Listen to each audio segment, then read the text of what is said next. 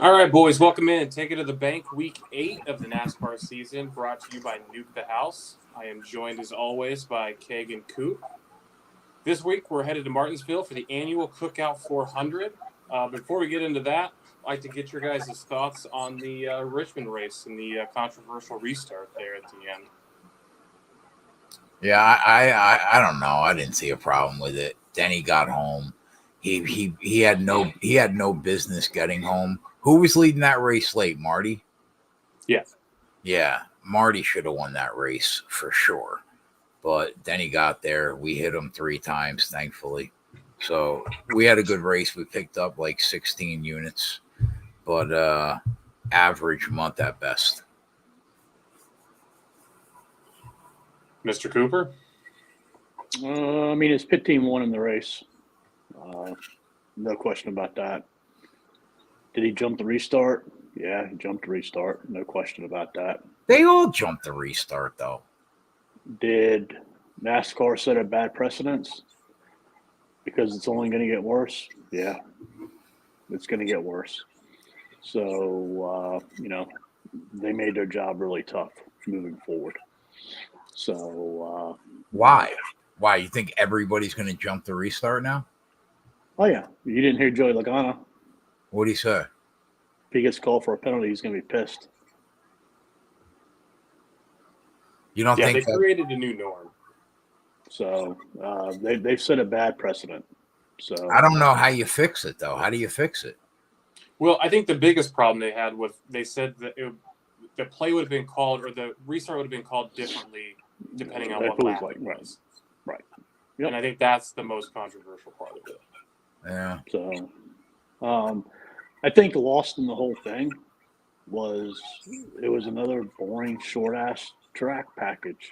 Yep. No passing whatsoever. Nobody moved. Follow the leader. We'll see the same thing on Sunday. I mean, I sat there and watched like one of the Stewart Haas cars in 13th place all night, and another one in 17th. It was bad. No passing whatsoever. Yep. They whatever they were trying to achieve with this new low downforce package, it didn't. Lost amongst everything else too is like they had a caution flag called for Kyle Busch, who tapped the wall, went right down to the track, started racing again. That Right. shouldn't have been a caution. And I mean that screwed up a couple drivers' strategies, and then not only that, but it screwed up everybody's strategy because everybody was afraid to do something different like they did in stage 2 and stage 3. So it was a big L for NASCAR. Yeah, how about Larson being in that caution in 4th and then finishes the race in 3rd? I don't understand how that's possible. Like, how is that possible? Yeah, I don't know. I mean, he went into the infield when he got spun. On a short track, too. How is that possible? I think he had a big enough lead to where it really didn't matter. On the next place car behind him. I don't know. I mean, he had to have, I guess, right? I mean, there's no other explanation. Right. But that's the only thing I could think of. Like, how far ahead could he have been on that short track? I mean, he could have been a couple seconds because, I mean, they were in the middle of a long run. So they spread out pretty, I don't know. All in all, no surprise that Toyota was good. We figured that they would be good. And, we cashed a couple tickets. Not many props, but we got Denny home. All right. Well, before we dive into the outright market, I would like to give anybody who is not a subscriber to our Discord or the Patreon, I believe the links for those would be in the description. If you like what you see and you want to be a part of the community, feel free to join in. All right, so I'm going to just pull some outright market odds from DK. Denny, Marty, right back at it. Your two odds-on favorites here. Denny at 5-1, Marty's at 6-1. I've seen as egregious as plus 250 for Denny Hamlin to win this race on another book. Where are you guys at? You guys think this is where you guys would start? Before we get to outrights, though, just to touch on like manufacturer, obviously there's no real. I don't think there's any real comp to Martinsville. It's kind of its own beast, and it's one of those races where all three manufacturers could win the race.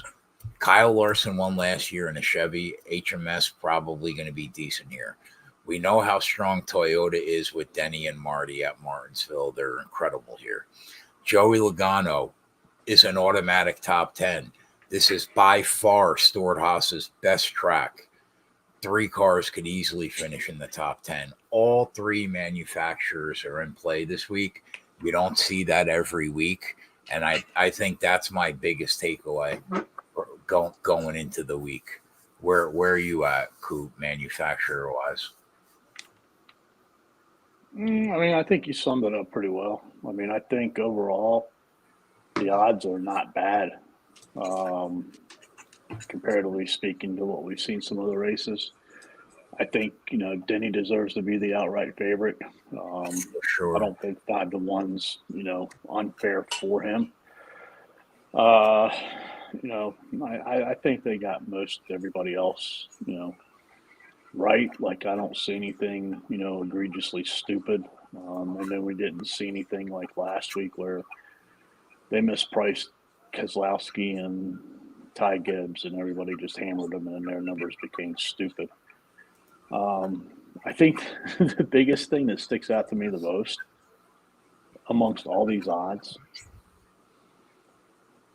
is that Kyle Busch is 33-1, and he's behind Josh Berry. That's where he's at right now. I mean, is it Kyle Busch or is it the team? It's the team. It's obviously not Kyle Busch. He might be the best driver in the sport.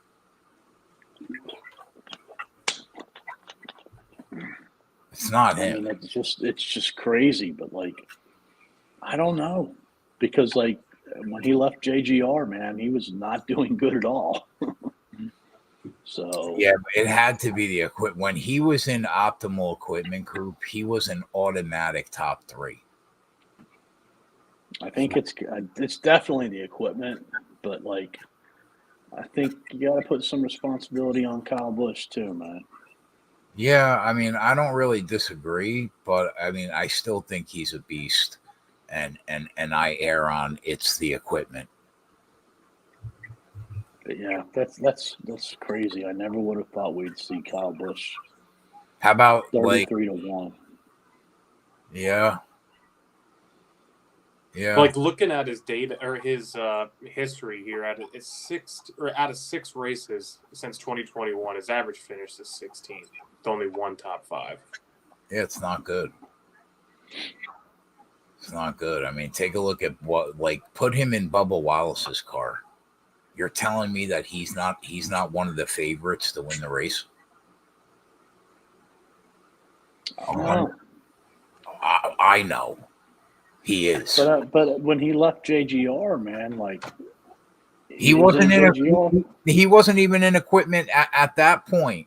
That equipment wasn't even as good as what 23XI was running.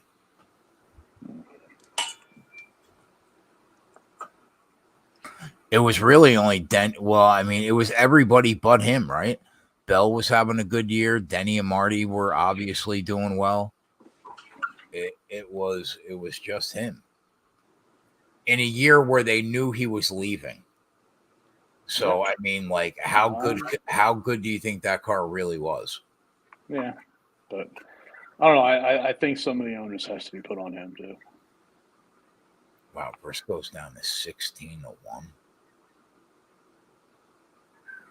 Okay, so we've kind of touched on Denny and Marty here. What do you think about the odds overall, Jay? I mean, do you think they're better than what we've seen them here in the past couple of weeks? Or I think that the price on Denny is fair. I don't like that between Denny and Ryan Blaney, there are 4 people that are 6.5 to 1 or less. I think that's a little weak, and that's not what we normally. What? That's not what we would have saw a couple of years ago, for sure.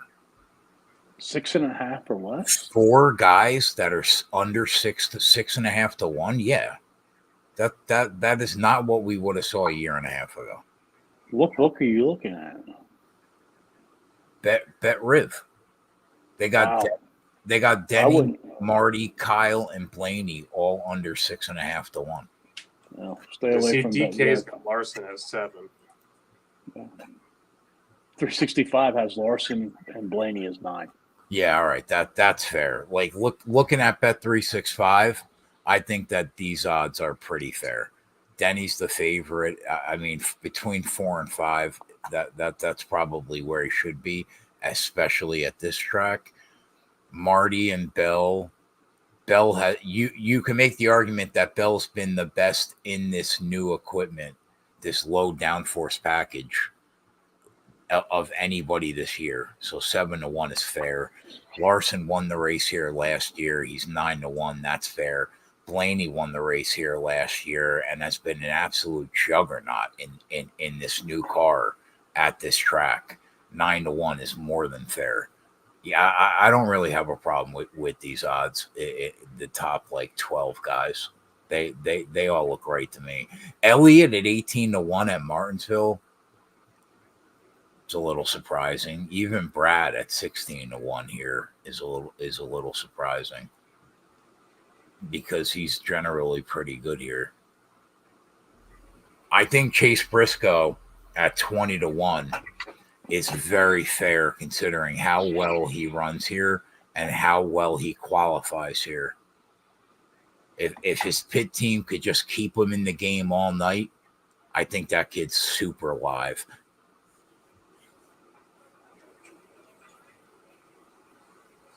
Any odds, Coop? Like in obviously, like where you like Larson, Blaney, right? You bet Logano already. Mm-hmm. Where are you at on Marty and Bell? I'll probably wait. Chris Bell's had one good race here in a new car. You are right. I mean, he's probably been the best so far in this package, but I don't know how much of it equates to this track. We'll have to wait and see. Marty, again, one good race here in the new car. The old Marty in the old car, just as good as Denny, probably, to be honest with you. Yeah. So they're both going to be passes for me pre-race. In terms of the odds moving on guys, do you think that Marty's definitely the number will be cut in half? I mean, he qualified on the pole and 5th in the two races last year. If he qualifies in the first couple rows, that number is going to go down. Yeah, for sure. Mm-hmm. Coop, do you think it's really just going to come down to whoever gets out first on that final pit stop, follow the leader all day long? Yeah, I mean that's what it'll come like down to. You don't think what Denny and Marty are known for at this track is going to even come into play because the tires they're not going to wear enough to matter?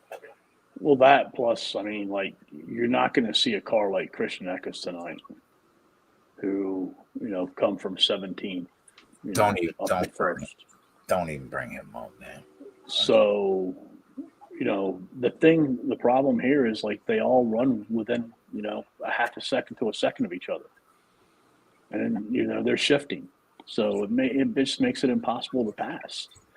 I mean, look at Josh Berry last week, ran up front, a good portion of the race, had a good car. Then, his pit team was not good. And he fell back to 10th, 11th, 12th place. And that's where he stayed. Couldn't move it. Yeah. Did you guys see that tweet I sent to you guys earlier that this is the same tire setup they used last fall in Martinsville? This is the only track in 2024 where these tire codes are going to be used. No, Phoenix and Richmond, they used these tires at, didn't they? I'm 99% sure they used these tires at Phoenix and Richmond this year. The tweet I sent you from Goodyear said this is the only track in 2024 where these two tire codes will be used. Ryan sent me a message that said, I think if you go to J-Ski and look at the Goodyear notes for the race, it says that they were used in Richmond and Phoenix, but I'd have to check that. Yeah, this came from Goodyear, and it was retweeted by Pocris. So I was just reading what that said. I can check. But I don't think tires really matter. Not unless they put down resin. so it's really just going to come out to who gets out first. Yep. And like we were talking earlier in the week, you know, this place is known for what? Pit road penalties, speeding, and bumping into people coming in and off pit road. Mm-hmm. So you could see some real late fuckery here, right? Oh, yeah. I mean, I think the goal is to have, 3 or 4 cars that you think are going to be in the top 5 or 6. Looking at 4 tire stops this year, looking at Ryan's info at Win the Race, Elliott, Larson, Hamlin, Byron, Logano, top 5 4 tire pit stop crews this year. Blaney 7th, Marty 10th, Briscoe 11th. Briscoe better than I thought. Briscoe's fucking live, Coop. Are you going to get on him, bro? I doubt it. I'm telling you, you guys were all stored house last week. You fucked up. This was the week. I think they might get 3 in the top 10, at least 2. I think Briscoe's going to be in the top 10, and I think either Priest or Graxon are going to be in the top 10, and then you can't count out Barry either. I think Stuart Haas has a fucking big Sunday. Briscoe was ranked 3rd in green flag speed last year in that fall race. And he qualified 3rd and 4th in that race last year, so I expect him to qualify very well. Yeah, you're right. So you kind of just grabbed a handful of drivers. Kind of the 2 guys that we missed that are lined at this 11-1. Well, you talked about Chase, but before that, just to hit on it, Kyle Larson at 9-1 and Ryan Blaney at 9-1. I'm betting Ryan Blaney, just to let everybody know. I'm definitely betting him. I definitely understand why Coop's on Logano. I'm not sure if I'm going to be on Logano. I have to think about it, but I'm definitely going to be on Blaney. And I don't know about Larson. Coop and I were talking about Larson the other night. I think you really have to respect him here. Are you going to be on Larson, Coop? Yep, 100%.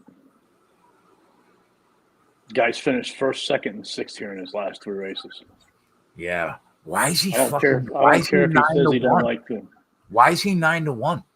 That number doesn't even make sense. Nope.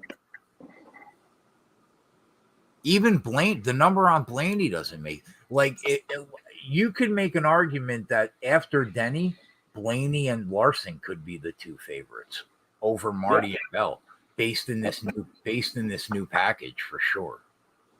In this even new Logano.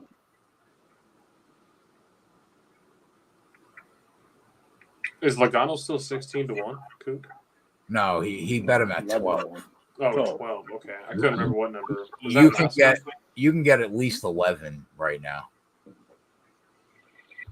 Yeah, I was just going through DK because I know not everybody has the ability to bet at that 365. But yeah, those numbers on Blaney and Larson are off. I mean, it's hard not to start with Hamlin, Larson, Blaney, and Logano.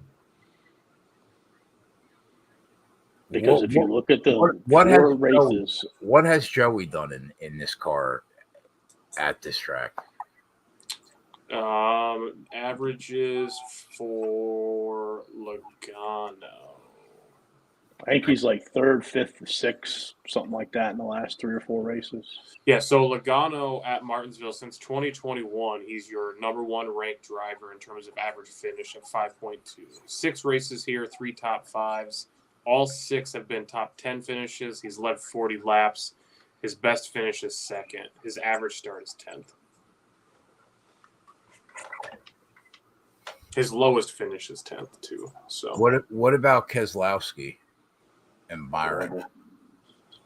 Horrible.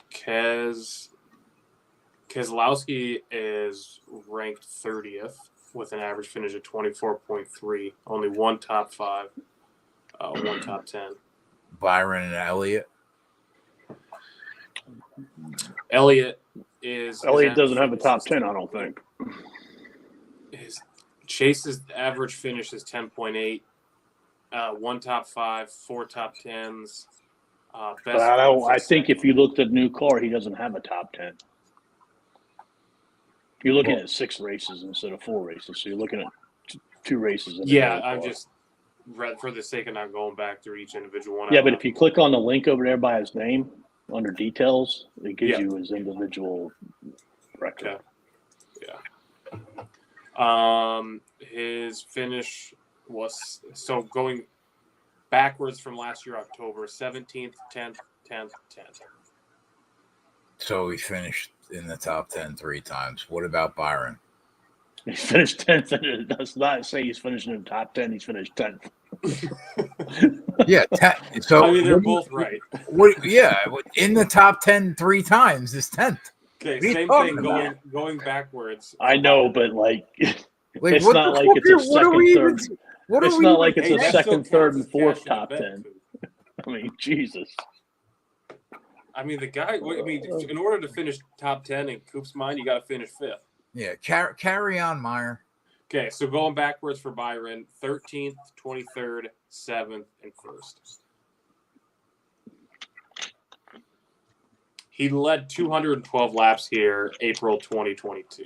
What about What about Bubba? Mr. Wallace is 11th, 9th, 8th, 16th. Might as well be 3 top 10s. He finished 11th. What about Chastain? Watermelon Man. 14th, 13th, then 4th and 5th. He was much better in 2022 than 2023.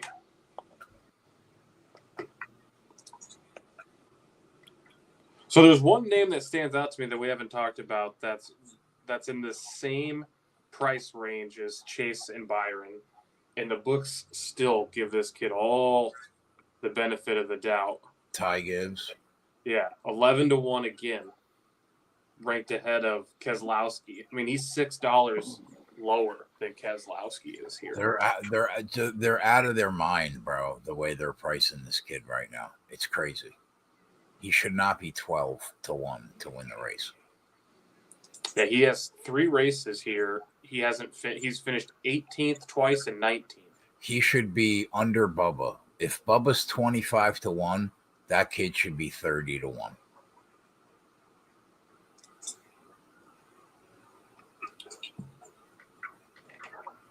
All right, so yeah, I think we're pretty much in agreement on the top cars. Adam, do you know which 2 drivers are the only 2 to start in the top 10 in Richmond and Phoenix? The only 2 drivers to do it? Yeah, only 2 drivers have started in the top 10 in Phoenix and Richmond this year. Off the top of my head, I don't know the answer to that question. You're not even going to take a guess? I mean, I feel like you're trolling me with that somebody that I bet. I feel No. Okay. No.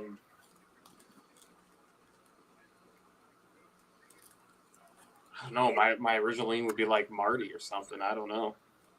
Ty Gibbs and Chase Elliott. Okay.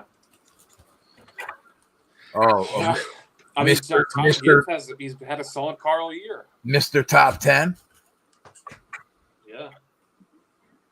Like last week was Ty Gibbs' worst race, wouldn't you say? Minus the super speedways, I don't know if you want to count them, but yeah. Yeah, I mean, that's more being the benefit of chaos. But I mean, like, was he really that bad? I don't know. I mean, like, he got into the back and couldn't get to the front. How many other drivers would have been in that same situation? You know what I mean? Right. So, I don't know. Is there any long shots that catches your eye? You want another trivia question? I was talking to Jay about how open the Xfinity race is. All right. Okay. I'll give you 10 guesses. Who has the 5th best average finish amongst the active Xfinity drivers at Martinsville?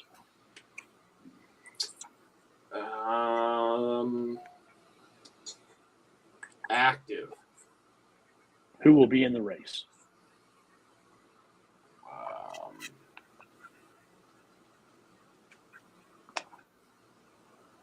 I don't know. Cole Custer? Parker Retzlaff. All guys. Jay said Parker. I said, oh, wow.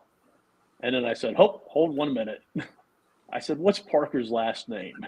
He said Kligerman. I said, nope, Retzlaff. Disrespectful. But No, yeah, I mean, I think that's said, how open this race is. Yeah. Well, I don't think. Well, didn't you throw some money on Parker Retzlaff last week? Yeah. I think Allgaier and Almirola look like the best tomorrow.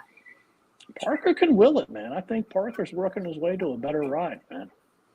Yeah, good. I'll gladly get on him at fucking 100 to 1 or whatever the fuck he is.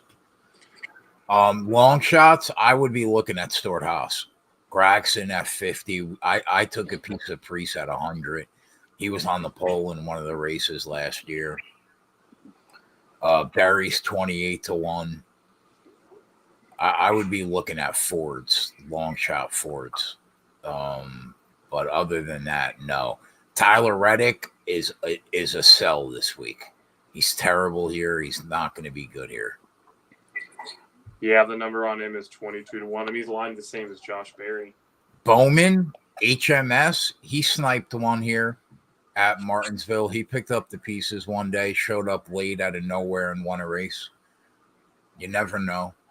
What do you think of Gragson in that 10 car? Yeah, I think he's, could be top 10 playable this week for sure. Are you looking to dabble any top 10s or top 5s? Well, more like top 5s with some of these longer shot Fords. Maybe the numbers are just egregious, Yeah, we'll take a look at them. All right, we'll get at. So basically where we're looking at, boys, in the outright market is Blaney, Denny. Got to get the number up on Denny. Probably Larson and Logano. I don't really like anybody else unless you're taking. I do like Briscoe though. If you're gonna take a shot, we got him at like 30 to 1, 28 to 1, somewhere around there. Other than that though, I think those deserve to be your clear-cut favorites. Coop's in agreement. So we're going to get out of here. We're going to go to Patreon right now. We'll break down every betting market for the boys. And then it's on to tomorrow. We'll be live at 3 o'clock all day and night, free on Nuke the House YouTube. We'll see you guys in like 5 minutes. We're out. Later.